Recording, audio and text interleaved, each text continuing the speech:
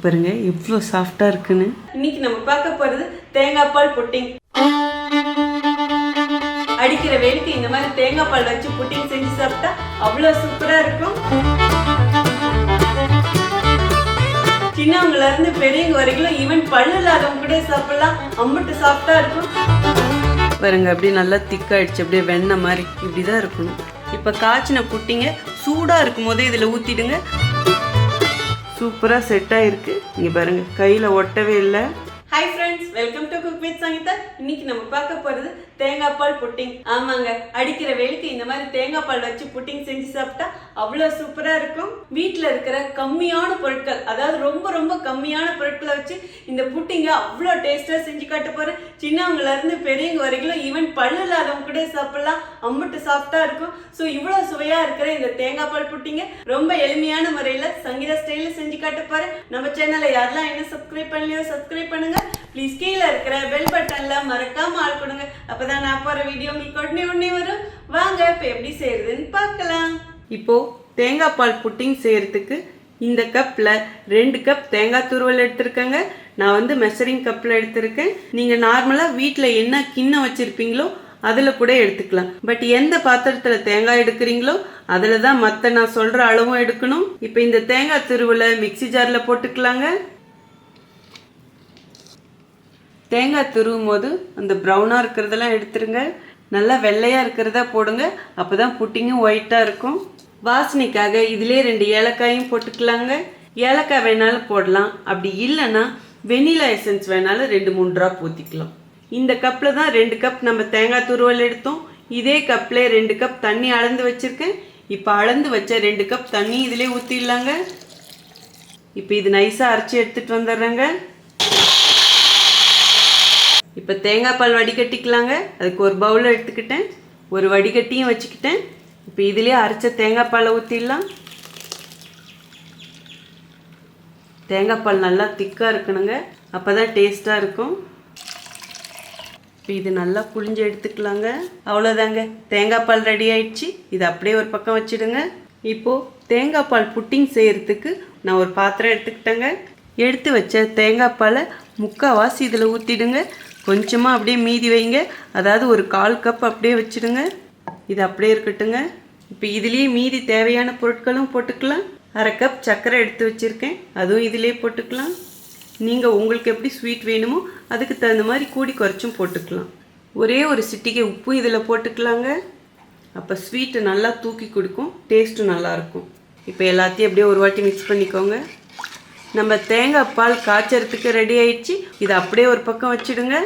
இப்போ மீதி வச்சுருக்க தேங்காய் பாலும் எடுத்துக்கோங்க. இதோடையே 1/4 கப் கார்ன்ஃப்ளவர் மாவு எடுத்து வச்சுருக்கேன், அதுவும் இதிலே போட்டுக்கலாங்க. கார்ன்ஃப்ளவர் மாவு போடும்போது தான் புட்டிங்க்கு திக்னஸ் கிடைக்கும். இப்போ அப்படியே இது நல்லா அப்படியே மிக்ஸ் பண்ணி கொடுங்க. கட்டி இல்லாமல் இந்த கார்ன்ஃப்ளவர் மாவு கரைச்சிக்கணுங்க. கார்ன்ஃப்ளவர் மாவு ரொம்ப அதிகமாக போட்டிங்கன்னா புட்டிங் அப்படியே புட்டு மாதிரி ஆகிடும். அதே மாதிரி கம்மியாக போட்டிங்கனாலும் அப்படியே நீங்கள் செஞ்சுட்டு கமுக்கும் போது அப்படியே உடஞ்சிக்கிட்டு போகும். ஸோ அதனால் அளவாக போடணும்.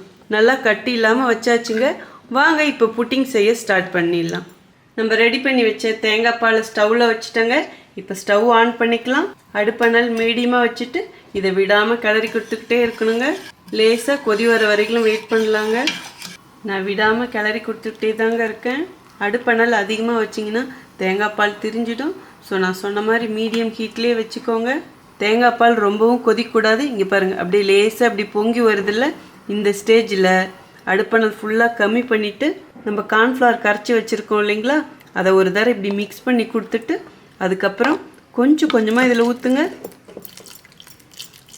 அப்படியே விடாமல் இப்போ கிளறியும் கொடுங்க. கார்ன்ஃப்ளவர் ஊற்றினோடனே அப்படியே திக்காக ஆரம்பிக்குங்க. நீங்கள் இது செய்யும் போதும் முக்கியமாக கவனிக்க வேண்டியது ஒன்று தான். தேங்காய் பால் லேசாக பொங்கி வர ஆரம்பிக்கும் போது இந்த கார்ன்ஃப்ளவர் ஊற்றிடணும். ரொம்ப நேரம் கொதிச்சதுக்கப்புறம் இந்த கார்ன்ஃப்ளவர் ஊற்றுனீங்கன்னா திரிஞ்சு போயிடும் தேங்காய் பால். கார்ன்ஃப்ளவர் மாவு ஊற்றினதுக்கப்புறம் 2 நிமிஷம் அப்படியே விடாமல் கிளறி கொடுத்துக்கிட்டே இருங்க. அந்த பச்சை மணம் போகணும். பாருங்க, அப்படியே நல்லா திக்காயிடுச்சு, அப்படியே வெண்ணெய் மாதிரி இப்படி தான் இருக்கணும்.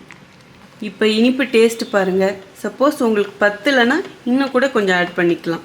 நான் போட்டிருக்கிற சுகர் அளவு கரெக்டாக இருக்கும். நான் எடுத்த அளவுக்கு 2 நிமிஷமாக நல்லா கொதிச்சிடுச்சுங்க. இந்த அளவு கொதிச்சா போதும். இப்போ ஸ்டவ் ஆஃப் பண்ணிடலாம். இப்போ இது வேறு ஒரு பவுலுக்கு மாற்றிடலாங்க. புட்டிங் ஊற்றுறதுக்கு நான் ஒரு கண்ணாடி பவுல் எடுத்துக்கிட்டேங்க.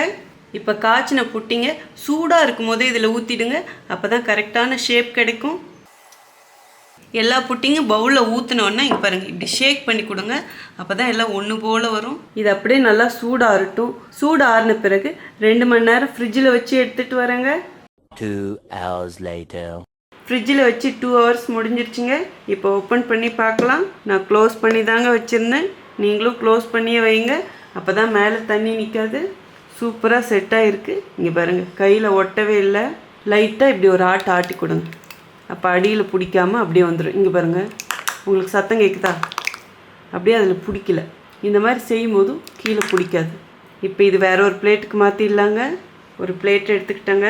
இப்போ அப்படியே இந்த பிளேட்டை இது மேலே கமுத்தரலாம். இப்போ அப்படியே இதை எடுத்துருங்க. வாவ், இது மேலே சின்னதாக ஒரு புதினா இலையும் வச்சிடலாம்.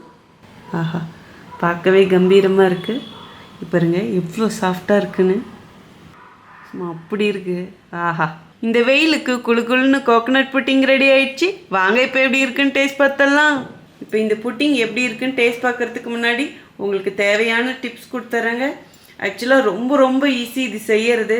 குழந்தைங்களாம் விரும்பி சாப்பிடுவாங்க.